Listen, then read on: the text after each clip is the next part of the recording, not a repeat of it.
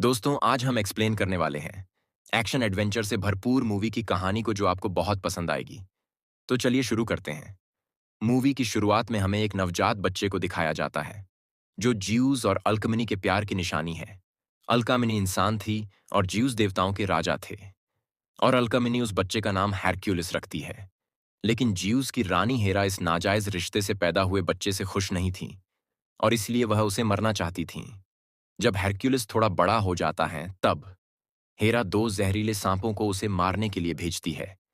लेकिन ज्यूस का बच्चा भी ज्यूस की तरह ही शक्तिशाली होता है। वह दोनों सांपों को उनके अटैक करने से पहले ही खत्म कर देता है। जब हेरक्यूलिस जवान हो जाता है तब सभी देवता उसे 12 असंभव कार्य सौंपते हैं जो साधारण इंसानों के बस की बात नहीं थी। लेकिन हेरक्यूलिस इन सौंपे गए 12 कारनामों को अंजाम देने की काबिलियत रखता था। सबसे पहले वो एक 5 एफनों वाले सांप से लड़ता है। उसे मारने के बाद वो एक जंगली सुअर को अपने गदा के एक ही वार से खत्म कर देता है। ऐसे ही कई कारनामों को वह अंजाम देता है। लेकिन इन सब में सबसे खतरनाक कार्य था निमिया के शेर को मारना, जो एक राक्षस से कम नहीं था क्योंकि उसकी खाल किसी भी अस्त्र शस्त्र से भेदी नहीं जा सकती थी। तब हेरक्यूलिस उसे अपने हाथों से उसका जबड़ा तोड़ देता है। इसके बाद हमें एक लड़के को दिखाया जाता है जिसे लुटेरों के एक ग्रुप ने बांध रखा था, जो हेरक्यूलिस का भांजा होता है। अब वो लड़का उन लुटेरों से कहता है, अभी भी वक्त है, मुझे छोड़ दो, क्योंकि अगर हेरक्यूलिस यहां आ गया तो तुम में से कोई भी जिंदा नहीं बचेगा। इस पर वो सभी लुटेरे उसका मजाक उड़ाने लगते। तभी वहां पर हेरक्यूलिस भी आ जाता है। अब लुटेरों का सरदार अपने लोगों से कहता है, उसे खत्म कर दो। अब हेरक्यूलिस एक ही बार में 5 लोगों को ढेर कर देता है। यह देखकर सभी लोग उससे डरने लगते हैं। अब लुटेरों का सरदार अपने सभी लोगों को उसका सिर काटने का आदेश देता है। इसके बाद हेरक्यूलिस और उसके साथी एक एक करके सभी को मार देते हैं। अब हमें एक बार का सीन दिखाया जाता है जहां पर हेरक्यूलिस और उसके साथी खूब एंजॉय कर रहे होते हैं।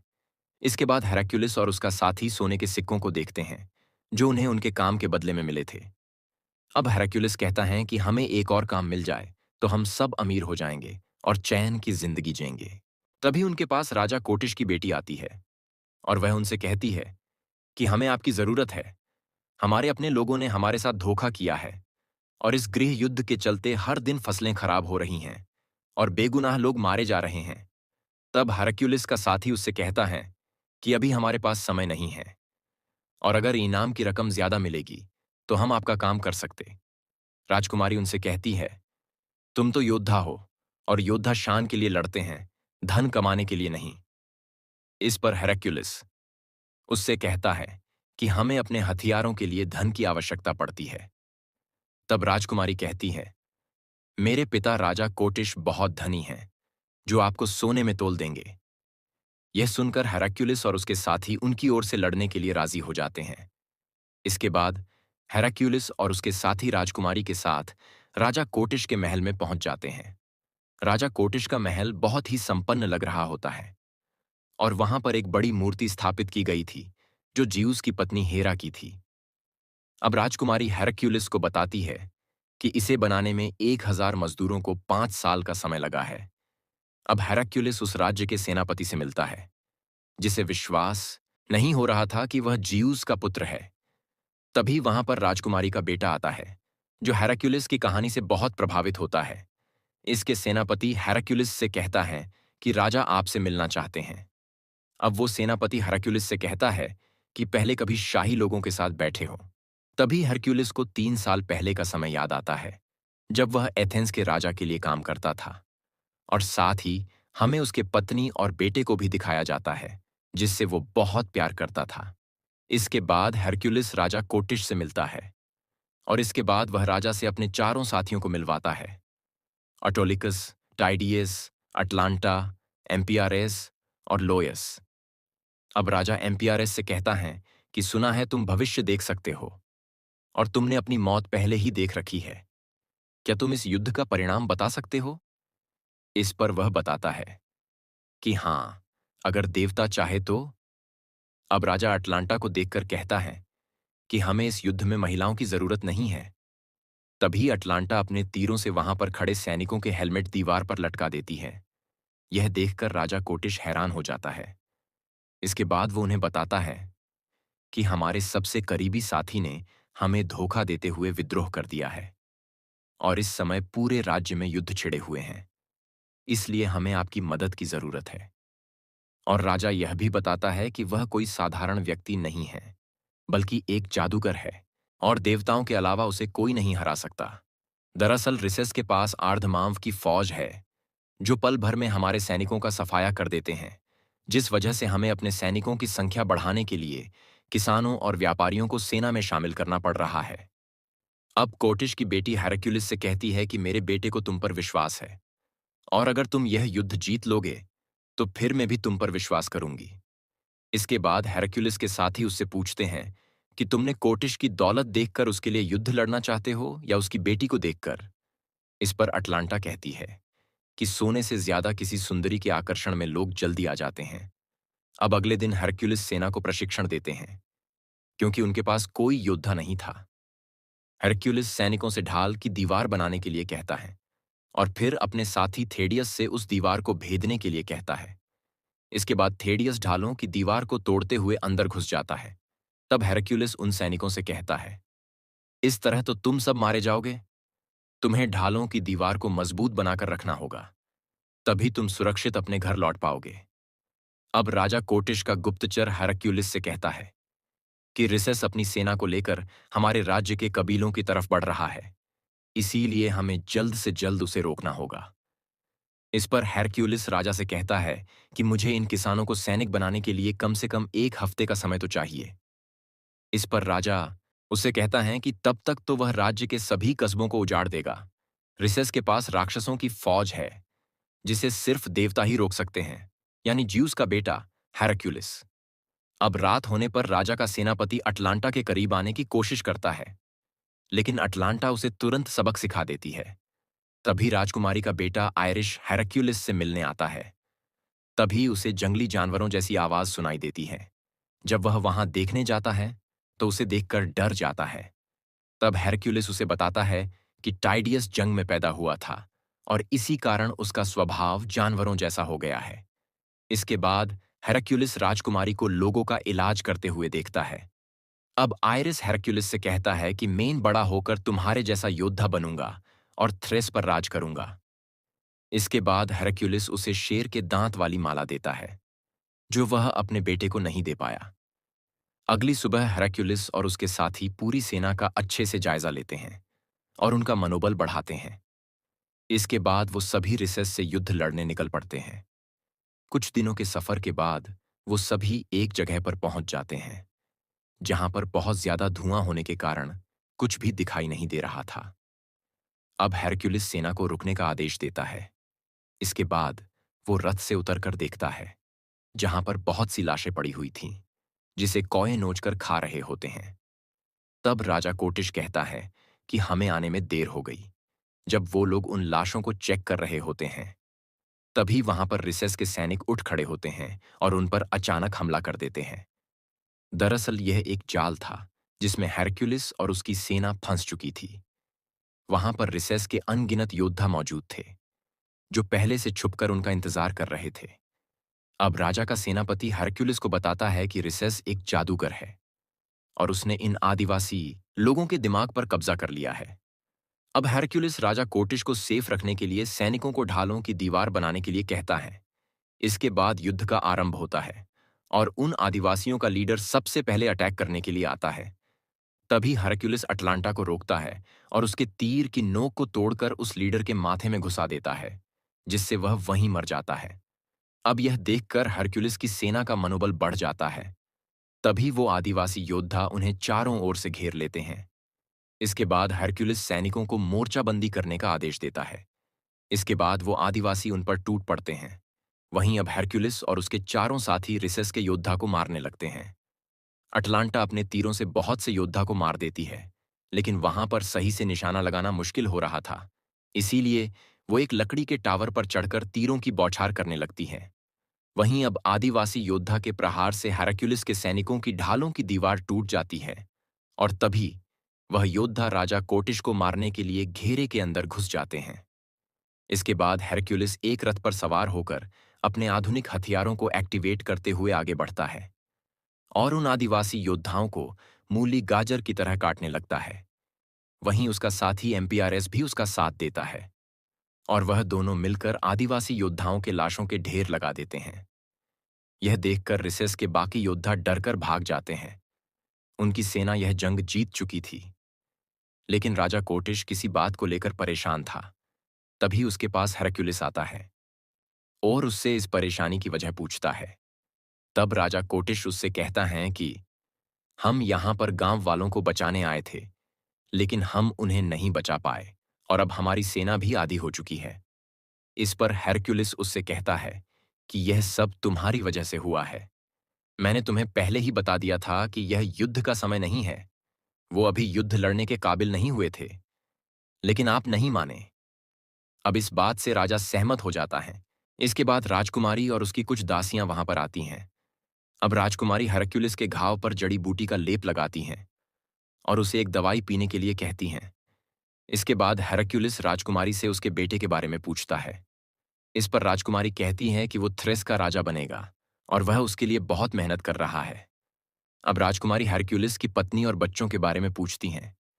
इस पर हेरक्युलिस क्रोधित होकर उसे वहां से जाने के लिए कहता है और जब हेरक्युलिस सो जाता है तब उसे अपनी पत्नी और बच्चों की लाशें दिखाई देती है, जिसे देखकर वह नींद से जाग जाता है और फिर वह कैंप से बाहर आता है, जहां पर फिर से उसे उसकी पत्नी और बेटे की लाशें दिखाई देती हैं। और तभी एक 3 सिरों वाला भेड़िया वहां पर आ जाता है और वो हेरक्युलिस पर अटैक कर देता। तभी उसका साथी वहां पर आ जाता है। दरअसल यह हेरक्युलिस का डरावना अतीत होता है, जिसे वह चाहकर भी भुला नहीं पा रहा था। अगली सुबह एमपीआरएस हेरक्युलिस से कहता है कि तुम्हें उन डरावने सपनों से लड़ना होगा, वरना तुम कभी भी चैन की नींद नहीं सो पाओगे। इसके बाद राजकुमारी हेरक्युलिस के साथियों के पास जाकर बैठती है और लोयस से हेरक्युलिस के पत्नी और बच्चों के कत्ल के बारे में पूछती हैं। इस पर ऑटोलिक्स उसे बताता है कि उस बारे में किसी को भी कुछ नहीं पता। अब वो बताता है कि हेरक्युलिस और मैं दोनों एथेंस की गलियों में लावारिस बड़े हुए थे। इसके बाद हम दोनों एक दूसरे का सहारा बन गए और फिर जब हेरक्युलिस जवान हुआ तब देवताओं ने उसे कई अभियानों पर भेजा, जिसमें मैं भी उसके साथ था। हेरक्युलिस बहुत ताकतवर था, जिससे उसे शोहरत मिली और ज्यूस के बेटे की कहानी भी उस पर फिट बैठ गई। इसलिए हम भी उस कहानी को हेरक्युलिस के साथ जोड़ने लगे, जिससे हमें फायदा भी होता था। इसके बाद अटलांटा राजकुमारी से कहती है कि वह एक अच्छा इंसान है, जिसने बिना कुछ सोचे हम सब की मदद की और आज हम उसके साथ हैं। इसके बाद लोयस सैनिकों के हौसले बुलंद करने के लिए उन्हें हेरक्युलिस के हथियार देता है, लेकिन राजा के सेनापति को उस पर भरोसा नहीं होता।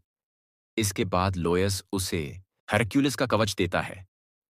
अब वो सेनापति उसे चमड़े का कवच समझकर हंसने लगता है। तभी टाइडियस उस पर खंजर से वार करता है, लेकिन वो खंजर उस कवच को भेद नहीं पाता, जिसे देखकर सेनापति के तोते उड़ जाते हैं और फिर वो वहां से चला जाता है।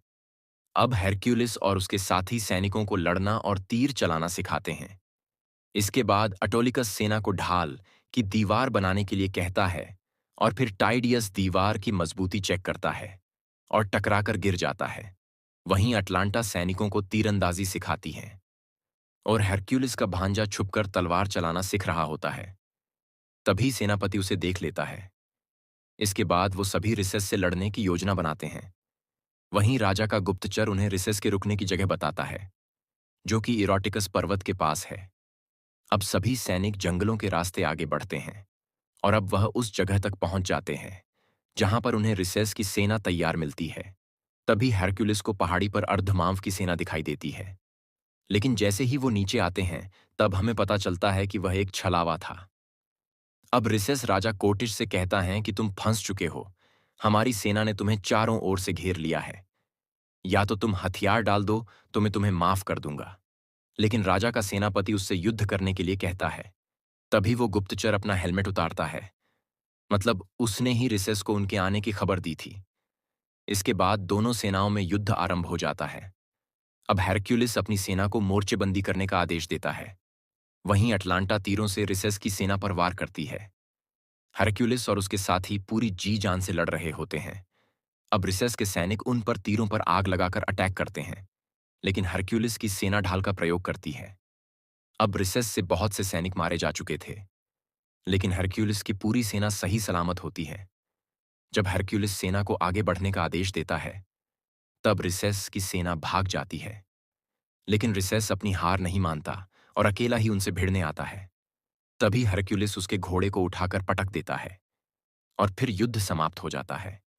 इसके बाद राजा कोटिश की सेना रिसेस को बंदी बनाकर कोटिश के महल में लाया जाता है। इसके बाद राजा का सेनापति रिसेस का मजाक उड़ाता है। तभी हेरक्युलिस वहां पर आ जाता है और उसे रोकता है।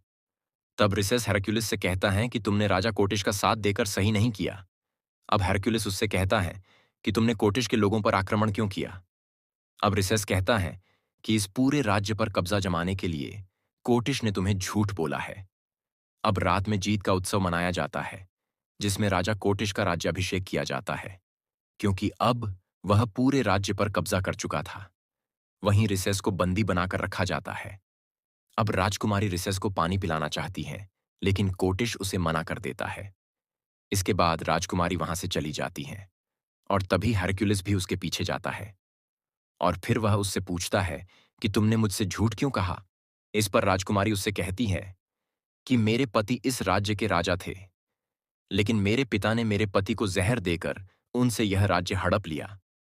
रिसेस मेरे पति का वफादार था और इसलिए वह मेरे पिता के खिलाफ हो गया और युद्ध छिड़ गया। लेकिन रिसेस निर्दोष है और मेरे पिता दोषी हैं। लेकिन मैं अपने बेटे आइरिस की वजह से अपने पिता का विरोध नहीं कर सकती, क्योंकि मेरे पिता के बाद मेरा बेटा ही इस राज्य का उत्तराधिकारी होगा और मैं उसे राजा बनते हुए देखना चाहती हूं। अब हेराक्युलिस उससे कहता है कि तुम जानती हो, ऐसा कभी नहीं होगा। इसके बाद राजकुमारी हेराक्युलिस से रिक्वेस्ट करती हैं कि तुम मेरे बेटे को यहां से ले जाओ और उसे अपने जैसा बनाओ। तभी वहां पर राजा का सेनापति आ जाता है और हेरक्युलिस से कहता है कि तुम्हें राजा ने बुलाया है। अब हेरक्युलिस वहां पर जाता है, जहां अटोलिकस उसे बताता है कि हमें अब सोना नहीं मिलने वाला। अब हेरक्युलिस राजा के पास जाता है और उससे कहता है कि आपने हमें धोखा दिया है। इस पर राजा उससे कहता है कि तुम भाड़े के टट्टू हो और तुम मुझे सिखाओगे मुझे क्या करना चाहिए था। जब मैं थ्रेस का सेनापति था, तब से मैं इस राज्य का राजा बनने का सपना देख रहा हूं और तुमने मेरे इस सपने को पूरा करने में मेरी मदद की है। इसके लिए शुक्रिया। और अब मैं पूरी यूनान सल्तनत पर राज करना चाहता हूं और जो तुमने मेरी सेना को सिखाया है, वह सेना अब दूसरे सैनिकों को युद्ध के लिए प्रशिक्षित करेगी और इसी तरह समय बीतने के साथ मैं पूरे विश्व में अपना शासन कायम करूंगा। और अगर तुम चाहो तो इस सेना की कमान संभाल सकते हो। इस पर हेरक्युलिस उससे कहता है कि आप चाहते हो कि मैं आपकी गुलामी करूं। अब राजा उससे कहता है कि ठीक है, जो तुम्हें चाहिए था वो तुम्हें जरूर मिलेगा, उसके बाद तुम जा सकते हो। इसके बाद हेरक्युलिस और उसके साथी अपना सोना लेकर जाने लगते हैं, लेकिन थ्रेस के लोगों को देखकर उसका मूड बदल जाता है और वो यहीं पर रुककर सब कुछ ठीक करना चाहता है। इस पर अटोलिक्स उससे कहता है कि तुम्हारा दिमाग तो ठीक है, हम जिसके लिए लड़े वो सोना हमें मिल गया है। अब यहां से चलते हैं और तुम्हें भी तो काला सागर जाकर शांति से जीना था। इस पर हेरक्युलिस उससे कहता है कि मुझे कभी शांति नहीं मिलेगी, तुम मेरे हिस्से का सोना भी रख लो। इस पर अटलांटा हेरक्युलिस से कहती हैं कि हम तुम्हारे लिए अपनी जान भी दे सकते हैं, हम तुम्हारे साथ हैं। इसके बाद हेरक्युलिस उनसे कहता है कि मेरा जो भी कर्ज तुम लोगों पर था वह चुकता हो चुका है, अब तुम सभी आजाद हो और जा सकते हो। तब अटलांटा उससे कहती हैं कि अगर मैं तुम्हारी जगह होती तो क्या तुम मुझे अकेला छोड़कर जाते। इसके बाद एमपीआरएस उनसे कहता है कि मैंने अपनी मौत देख ली है, आज रात में यहां पर मारा जाऊंगा, लेकिन इसके बावजूद मैं हेरक्युलिस के साथ हूं।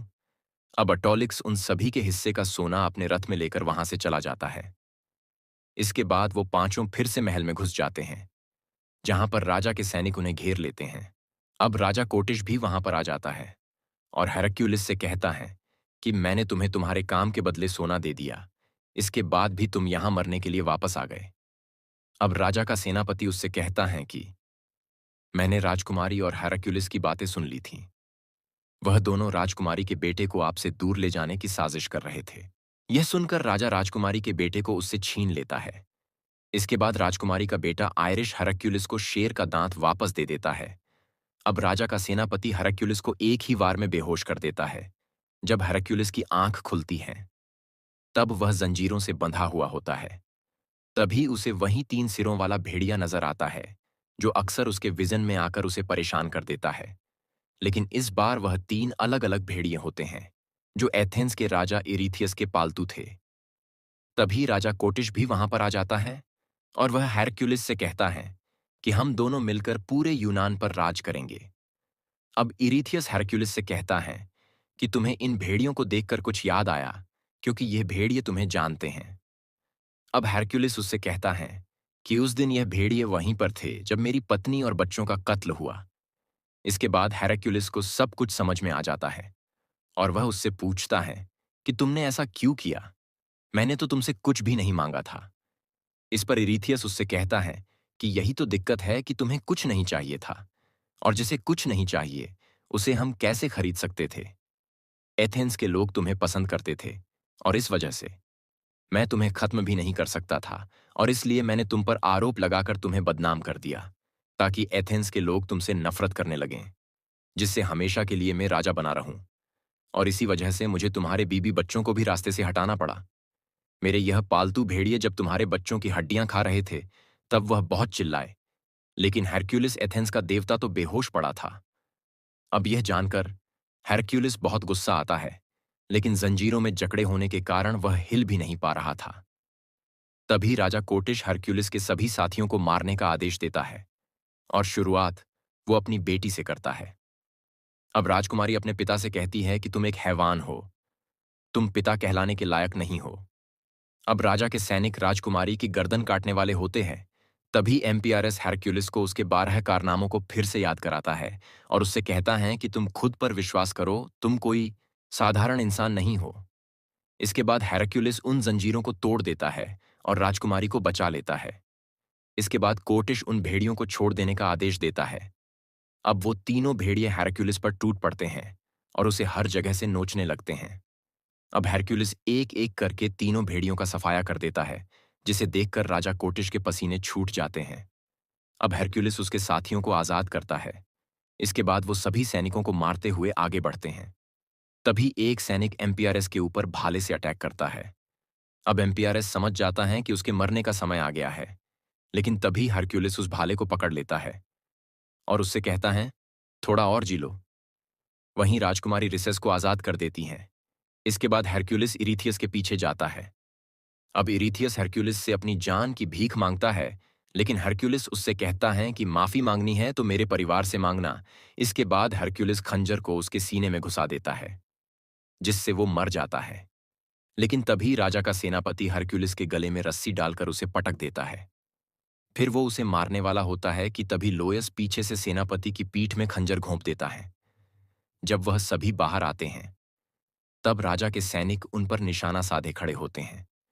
अब हेरक्युलिस उनसे कहता है कि मैंने तुम्हें युद्ध में प्रशिक्षण दिया है, इसीलिए तुम मेरा साथ दो। इस पर राजा कोटिश उनसे कहता है कि जो भी कोई उसका साथ देगा, वो मरेगा। इसके बाद कोटिश राजकुमारी के बेटे को वहां पर लाकर हेरक्युलिस से कहता है कि तुम अपने बच्चों को तो बचा नहीं सके, कम से कम इसे तो बचा लो और अपने हथियार नीचे रखकर सरेंडर कर दो। तभी वहां पर अटोलिक्स भी आ जाता है और कोटिश के सैनिकों को मारने लगता है।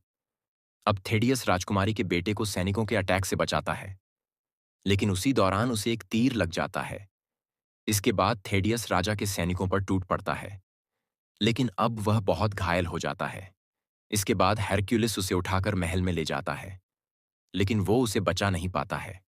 वहीं हेरक्युलिस के साथी महल के दियों को गिरा देते हैं, जिससे वहां पर आग फैल जाती है और सैनिक आगे नहीं आ पाते। इसके बाद हेरक्युलिस हेरा की मूर्ति को उखाड़कर फेंक देता है, जिससे बहुत से सैनिक दबकर मर जाते हैं और साथ ही राजा कोटिश भी मारा जाता है। और इसी के साथ यह शानदार मूवी यहीं पर खत्म हो जाती है।